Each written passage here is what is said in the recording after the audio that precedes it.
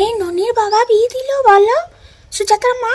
অথচ এত সুন্দর করে খাওয়া দাওয়া করলো, অথচ বরযাত্রী লোকগুলো বলছে যে ভালো খাওয়া দাওয়া হয়নি, মাটন খায়নি, ওই খাইয়েছে যেমন কি বলে পোল্ট্রি পোল্ট্রি পোল্ট্রি খাইয়েছে, তাই এত এত কথা শোনাচ্ছে।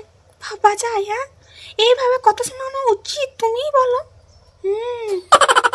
আর আমি বলবো যা খাইয়েছে মেয়ের বাবা তাতেই ভালো, ওইভাবে বড় লোকই ঠাটপাট হওয়া একদমই ভালো নয়। মাটন কেন খায়নি, মাটন কেন খায়নি, এইসব নিয়ে কথা বলা উচিত? তোমরাই বলো। একদমই উচিত নয়।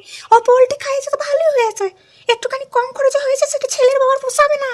আরো কেন খরচা করনি, আরো কেন খরচা করনি, শুধু এই ঠান্ডায় লেগে আছে বলো।